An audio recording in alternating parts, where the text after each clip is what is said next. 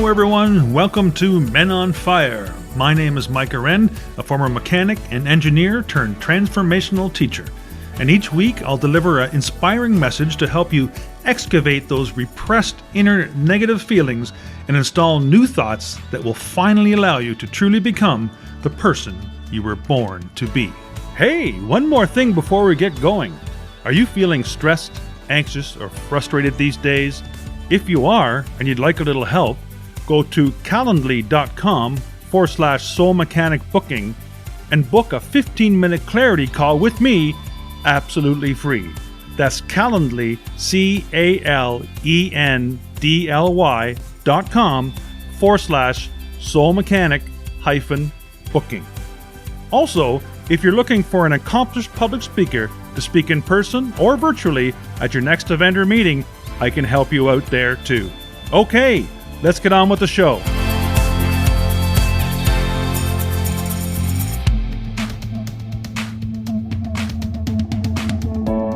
Welcome to another episode of Men on Fire here on Soul Mechanic TV and Soul Mechanic Radio.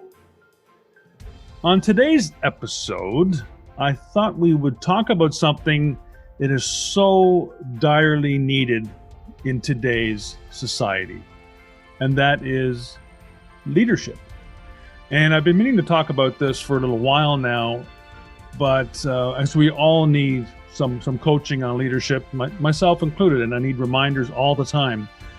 But as we see the world leaders out there struggling with what's going on today, the COVID-19 crisis, and possibly reaching a second wave, as things are getting worse in many countries again. So the leadership, you can see, is sorely lacking in some of the countries. Some of the countries are doing very well because their leadership, or the upper echelon, is actually doing something positive about it. So I thought I'd talk a little bit about leadership, because it doesn't really matter whether you're the leader of a country, leader of a company, leader of a team, or just leader of yourself. Or maybe you're a father that stays at home with the children, or a single mom, single dad, and you're a leader of two then, I guess, leading yourself and leading someone else. And the thing is, we all need to understand what makes a great leader, not just any leader, because if someone said, well, that person next to you on one side and the person on the other side, I want you to show them what to do, you're now a leader, right? So, you take your dog for a walk, you're leading your animal.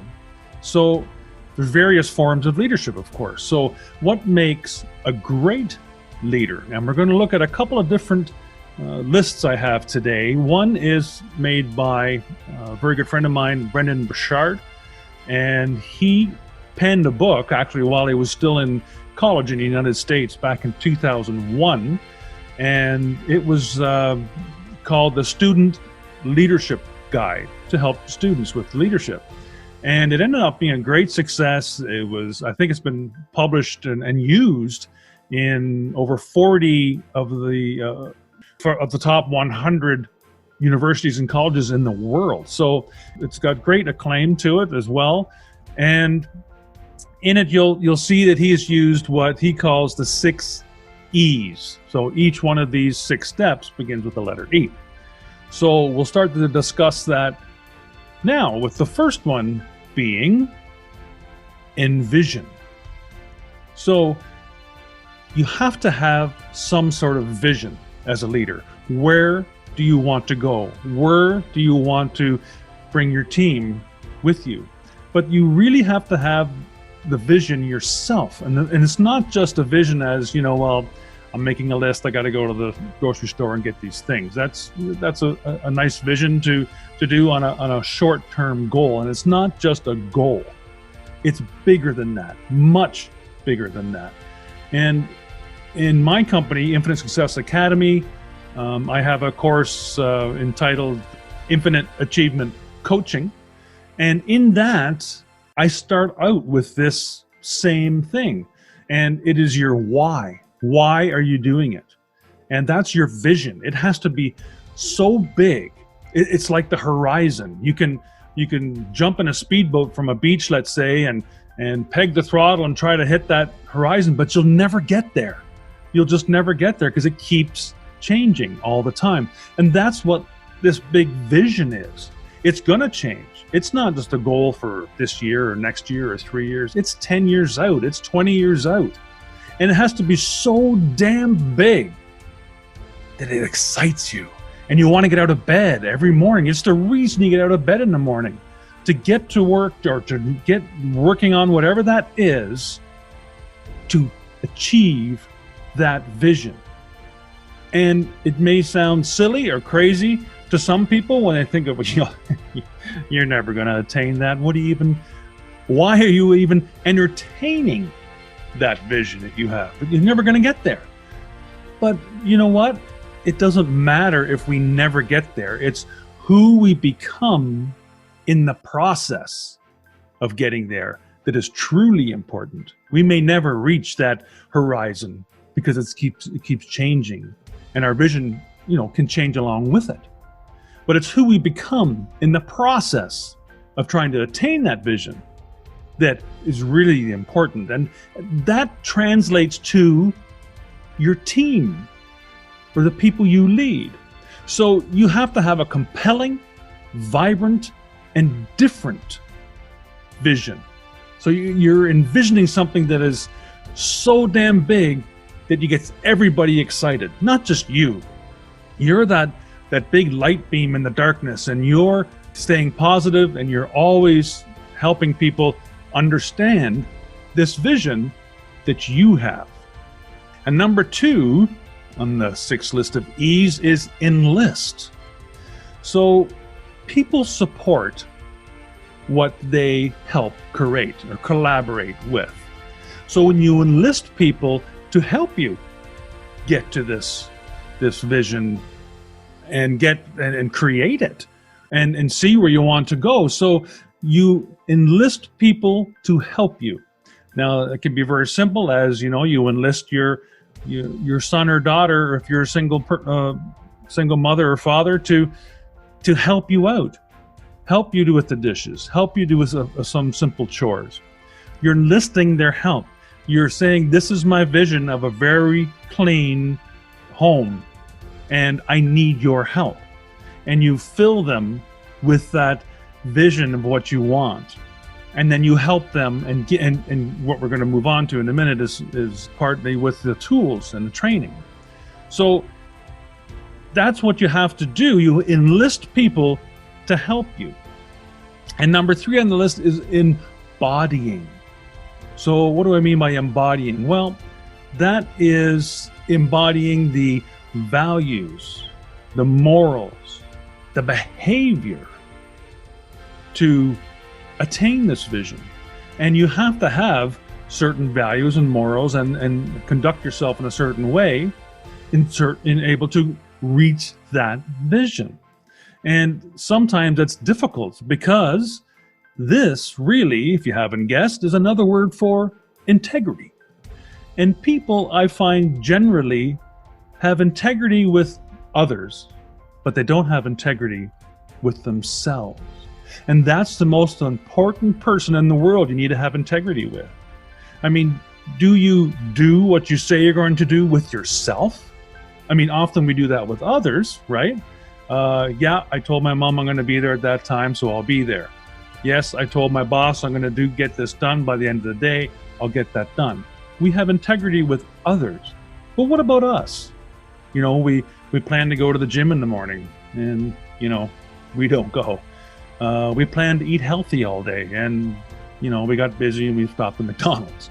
It happens, and I'm not saying that sliding back once in a while is going to change the big picture, because it's not. But you have to have integrity with yourself. And when you say what you're going to do to yourself, because we're always having those conversations, right? We spend most of the day, most of our lives actually, trying to talk ourselves into something or talk ourselves out of something. And that's just natural. That's our mind doing its thing in the background. And you have to have this integrity with yourself. When you tell yourself you're going to do something, don't just say, well, it doesn't really matter if I tell them the real story or the truth. I'll just tell them a little bit of a white lie. It won't really matter. Well, have the integrity to tell the truth. Don't worry about what people are going to think about you. They're going to respect you so much more when you keep your word. And that's an old adage for hundreds of years ago, where people had to keep their word, and it was a handshake was good enough at some point. Today, we give people our word to help them, and many times we do, and that's integrity with others. But you have to have integrity with yourself, because my personal belief is how can you have integrity with others if you don't even have integrity with yourself? And number 4 on the list is empower. So this is what I spoke of a little bit later. You enlist people, but you have to empower them. So now you have to provide them with the tools and the training, which will give them the confidence they need to move forward. And we're not talking about just one-time training, watch these videos, you'll be good, get on with it, and then, talk to them and call them in the office and blame them when they didn't do their job correctly.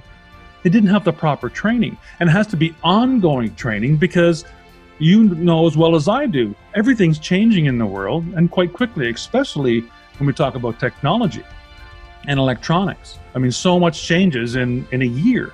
Different programs come up, they need more training. Oh, just adapt yourself. It's the same old program. It's not. They need more training. Then they'll be competent and confident that they can do the job. So you must empower them with that, and then give them the applause that they crave, they desire, and they need. That pat on the back, just to say, you know what, great job today, instead of micromanaging them and trying to just pick apart what they did and find some fault to make you feel superior as the leader. That's not what good leaders do. They pat people on the back, they empower them, and they get them to be able to work on their own without them constantly managing them. So number 5 on the list, so we've had envision, enlist, embodying, empower, and number 5 is now evaluate. Key people within your organization, your family, your company, or perhaps just yourself, you have to evaluate them on a regular basis. If it's yourself, maybe you do that before you go to bed. How did I do today? Did I get the things accomplished that I wanted to get done? What was the reason I didn't, or what was the reason I did? And it's not to beat yourself up, it's to find out and measure what took place, because what we measure can be improved. If you don't measure it, you'll never improve it, right? So you have to be able to evaluate whether it's yourself or a team, and if it's a team or a company, especially the key people, right, that are helping you, that you enlisted to help you move forward. And you have to evaluate their contribution, their skills, their needs, their ethics. Are we being excellent and ethical? And if not, why not? Why aren't we being ethical? Why aren't we being excellent in this? We have to find this out. We have to figure this out to work together and find out, okay, what took place? Why weren't we excellent in this? We have to change this now. So that's how when you have regular scheduled evaluations in Infinite Success Academy and in my coaching programs, I often say, you should be doing a self-evaluation at least weekly on how you were doing with your, really daily is better, but weekly, at least weekly, and then monthly, and then especially quarterly. Quarterly is you take the whole day off and you evaluate your company when it's quarterly. And then of course there has to be a yearly business plan. And if it's structured like that, then you will catch mistakes before they grow, before they become so big that's a huge problem. you'll catch them because you're evaluating, constantly evaluating not just the bottom line and the growth of the company, for example, but employees, managers that are helping you, that you've enlisted to help you run this organization. And number 6 on the list is encourage. This might be the most important one. This is encourage. Now, this is where all the magic happens. To be a champion, you have to be a champion of these people, a cheerleader, an uplifter. You have to lift people up even when you're down, because we all have our down days. But you have to put that smiling face on, that be that beam of light in the darkness that helps people know that you're still looking at the vision that you gave them. We're still striving for it. We still want to get there. And that's what good leaders do. And there's a difference. I mean, motivate is fine. You know, you can motivate them in the moment. And that's really what motivation is for. In sports, it's used to, you know, for example, say pick hockey, for example, you motivate down to shift by shift, right? Telling people what to do the next time they jump over the boards and hit the ice. You motivate them before the game. So those are short term, and motivation generally is short term because it fades. I mean, I've been to many seminars and learned many things that are valuable for me in the future, but I find that, you know, 3 days after the seminar, it starts to fade a little bit, you know, and you have to reread your things or watch some more videos and get pumped up again. And that's why so many of us are addicted to some of those things like seminars, because we just need to get pumped up and we want to feel that uplifting spirit. So motivation to me is temporary. Inspiration, on the other hand, is for longevity through the whole cycle. And I describe that as motivation is when you get an idea. Inspiration, however, is when an idea gets a hold of you and you take it to the next level. That's the difference between motivation and inspiration. So those 6 points that Brendan had in his book are envision. Good leaders do this: envision, enlist, embodying, empower, evaluate, and encourage. And I would add one more, and that's empathy. To have empathy with your group that you're leading, whether it's, or even just yourself. Have some empathy with yourself once in a while. Don't beat yourself up all the time. And think about how is somebody else, if you put yourself in their shoes, and they're, you know, we don't know what kind of problems they have in their personal life most of the time. They're hiding that and putting on a brave face. So, but we have to put ourselves in their shoes and help them be the best they can be.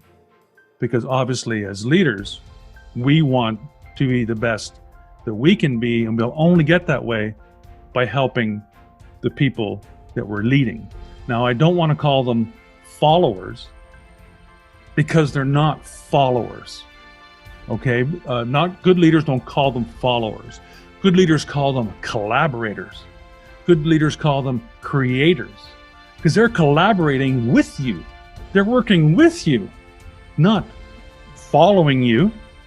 Because if they were following you, you'd be doing part of their work. You'd be being that much vaunted and hated micromanager. And nobody wants to be micromanaged. If you train them and give them the tools, they don't need that. So that was the list that Brendan put out actually in 2001, 19 years ago. Now here's another list that I'm just going to go through quickly by somebody who lived in China over 2,500 years ago. His name was Lao Tzu, and he wrote the Tao Te Ching, often referred to as the father of Taoism. And he had a great description of what good leaders do. So good leaders never compare or compete. Just be yourself. Everyone will just respect you for being yourself. So don't compare yourself with other people, and don't compete with other people. If you compare or compete, it's with you, right? How did I do yesterday? How did I do last week? That could be in a comparison versus this week, which we shouldn't strive to compete, which unfortunately is so rampant in Western society. We should be creating, not competing. And if we do compete, it's just with us. So we set those small little goals, daily, weekly, monthly, quarterly, that we want to get to, so we can get to our huge vision down the road, that shot to the moon. I mean, think about that for a moment. And I know I'm just a little bit off of tangent here, but think about that. In the early 1900s, you know, the Wright brothers had the first recorded flight by human beings. And in 1969, we landed on the moon. So, I mean, there has to be some great leadership happening over those years, right? So just don't compete with anybody else, just yourself, so that you know how to structure and define yourself to move forward. Number 2 on Lao Tzu's list was good leaders go slowly, steady, and consistently. And one of his greatest quotes is, "The journey of 1,000 miles begins with the first step." So never rush. Be patient with yourself and with others. And good leaders never seek approval. They believe in themselves. There's no need to try to convince others. They have self-belief. They believe in themselves. They know who they are, and they move forward with their decisions. Number 4 on the list of Lao Tzu, good leaders don't feel the need to make their presence felt. So they don't micromanage. And, you know, they don't sit there and say, I've got to show them how great I am. And I think we know some world leaders like that, right? So they don't have to feel the necessity to do that. So that doesn't make them want to micromanage, because they don't have any hidden agenda to show somebody in your employ or even one of your managers how good you are, how great you are, how knowledgeable you are.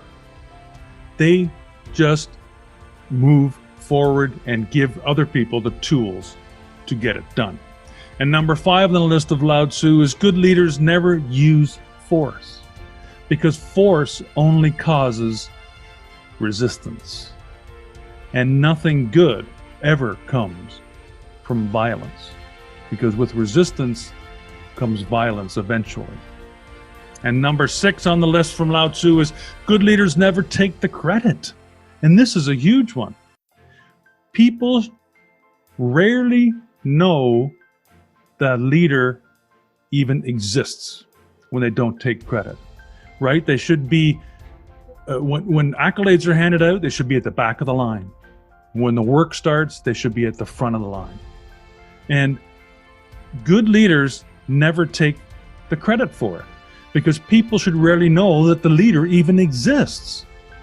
When the work is done, all those people believe that they did it themselves, right? Because they were empowered and they were encouraged and they were given all the tools and the training and the confidence they need, and they did their job without you standing over their shoulder. So they did it as if they did it themselves. They know you're actually there and you're help guiding them. You gave them the vision. The biggest thing you need to do is give people a vision, and they'll respond to you. And number 7 on the list with Lao Tzu is they know who they are. They are a master of themselves. They don't try to be somebody else. They're them. And people follow people like that naturally, and they respect them. And the final one, number 8, they are open to suggestions. You're not always right. None of us are always right. And I know we try to be right, and it's kind of like the game of black and white. We try to be right all the time, and it's caused so many disasters in relationships and wars and fighting just to be right. It's not necessary. So they're always open to suggestions. Those leaders are always have their ears open, right? 2 ears, 1 mouth. Keep this shut, listen with your 2 ears. You'd be surprised what you can learn, and open to suggestions. People have great ideas, right? And you can take that and run with it. Bring that into the organization. So with these 2 lists, with Brendan's, which is very current, and Lao Tzu's is over 2,500 years old, I find them very similar. So you can see that good leadership over the years hasn't changed. It's just the attitude of some of the leaders now, trying to take shortcuts, trying to just wield some power to get something done. It doesn't work. You can't just wield power and authority and push through, because you're going to get resistance. Because with force comes resistance to the force. So I hope some of these suggestions has provided you with a little bit of insight on how to become a good leader yourself, not just a leader, because anybody can be a leader. Thank you so much for listening today, and I hope to see you again very, very soon. Bye for now.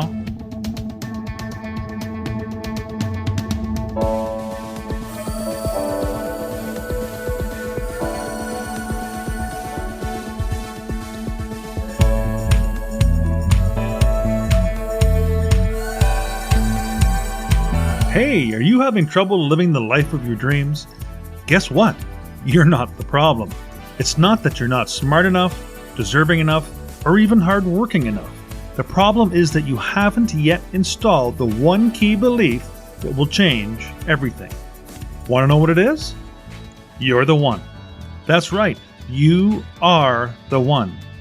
The world is waiting for you to give it that one special gift that only you possess. Want to find out more? Head to my website at micahwren.com to order my new trilogy, You're the One. The first 2 books are available together in an omnibus book, with the exciting final installment of the series available soon. And while you're there, download a free ebook or 2 to help make a difference in your life today. Thank you so much for listening to today's episode. As always, keep what feels good and dump what doesn't. And remember, live without judgment, give without expectation, and love for no reason. Follow those 3 simple expressions, and you'll be well on your way to an inspirational, intentional, and successful life. Until next time, you're the one.